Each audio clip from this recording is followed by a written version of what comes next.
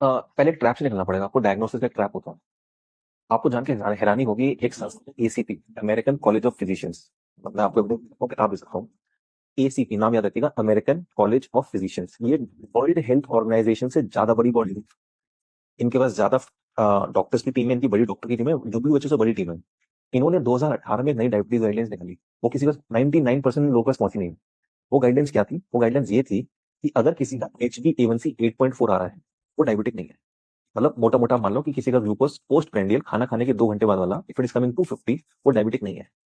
ऐसे में खुशी के लिए दौड़नी चाहिए। बट मेडिकल फेटर्निटी में मातम छा गया। नोएडा में ट्रैफिक में फंसा हुआ था, मैं बाहर निकला तो देखा सारे डॉक्टर लोग खड़े हुए हैं यहाँ पे, ब्लैक कलर का पट्टी डाली हुई है। हम काम नहीं करेंगे, हम काम नहीं करेंगे। भाई एसीपी ने बोला है, तुम लोग खुश हो ना? Because this research was beneficial but not profitable. में पॉइंट। तो उसको ये मान तो लिया, बट आम जन तक नहीं पहुंचने चाहिए। किसी को पता चला ये मैंने एसीपी वन सुना ही नहीं होगा, ये रिसर्च पर हुई। ऐसी एक और एक संस्था है, कॉकरेन, COCHRANE, कॉकरेन कोलैबोरेशन, कॉकरेन लाइब्रेरी, कॉकरेन डेटा, बस एक ही नाम है।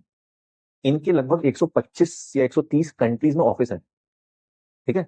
ये किसी भी ऐसे आदमी को हायर नहीं करते जिसका कभी भी किसी फार्मास्यूटिकल कंपनी से नाता हो, या उसके कोई इंटरेस्ट हो किसी कंपनी में, और कुछ स्टेक होल्डर हो। तो ये बहुत ही ऐसे रिसर्चर्स, साइंटिस्ट, डॉक्टर करते हैं जो एकदम इंडिविजुअल हो। इंडिया में इनके 2 ऑफिस हैं, एक दिल्ली में, कोलकाता में। 100% गवर्नमेंट फंडेड। यानी कॉकरेन इतनी बड़ी बॉडी है, सारी देश की सरकारें बोलती होंगी जैसे इंडिया के कॉकरेन को इंडियन गवर्नमेंट पैसा देती है, तुम रिसर्च करो। ये कॉकरेन पिछले 25 साल से बोल रही है कि diabetes 250 post prandial is not diabetes. जो HbA1c ने बोला है, ये 25 साल से बोल रहे हैं। ठीक है। यही कॉकरेन बोल रहा है कि 160/100 तक अगर आपका बीपी आ रहा है, right, in that case you are not a BP patient. You are not a BP patient. आप अपनी किसी को सर्जरी रोक दी गई कि बीपी की तुम्हारा हम सर्जरी नहीं करेंगे, तो उन्होंने पूरी गाइडलाइन निकाली 160/100 तक। नॉर्वे की जो कंट्री है, आपको लगता है Japanese are the longest living people? No, Norwegians are the longest living people. Norway के लोगों का नॉर्मल बीपी इज 150/90, और वहां की सरकार उसको नॉर्मल बोलती है। अगर हमारी गाइडलाइंस वहां चली जाए तो 70% Norway as a country is a high BP patient. ठीक है।